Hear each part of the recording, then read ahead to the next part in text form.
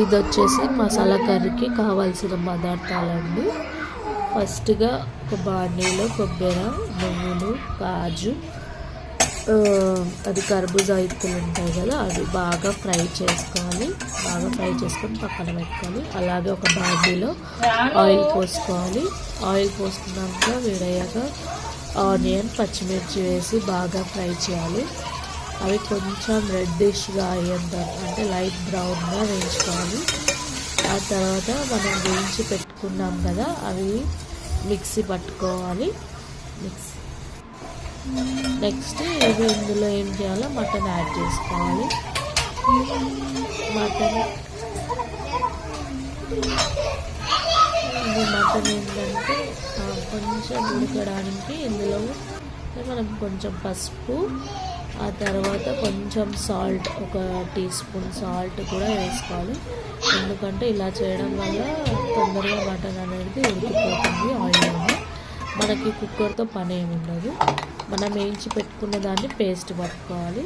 Next ఇది ఒక 15 minutes ఆగి చూస్తే ఇలా అయిపోతుందండి, మటన్ ఉడికిపోతుంది సగం. ఆ తర్వాత అల్లం వెల్లుల్లి పేస్ట్ వేసుకొని బాగా కలుపుకోవాలి. ఎందుకంటే అది ముక్కలకు బాగా పట్టుకోవాలి. ఆ తర్వాత నెక్స్ట్ 3 టేబుల్ స్పూన్స్ కారం వేయాలండి. ఇంకా మీ ఇష్టం, మీరు ఇంకా ఎక్కువగా యాడ్ చేసుకోవాలంటే కూడా చేసుకోవచ్చు. ఇంకా నార్మల్గా అయితే 3 టేబుల్ స్పూన్స్ వేసుకోవాలి. ఆ తర్వాత ఒక 15 మినిట్స్ అలాగే ఉంచాలి. అది కారం దాకా ముక్కలకు పట్టుకోవాలి కదా.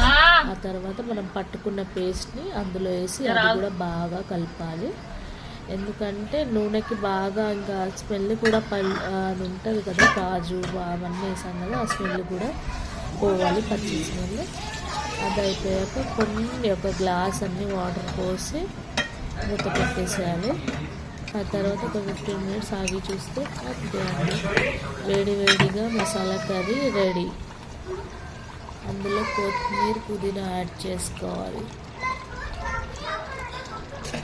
వేడిగా మసాలా మటన్ బగారా రైస్లోకి చాలా బాగుంటుందండి.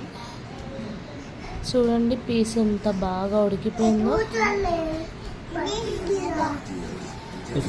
అంతే, ఇలా హాట్గా సర్వ్ చేసుకుంటే చాలా బాగుంటుంది.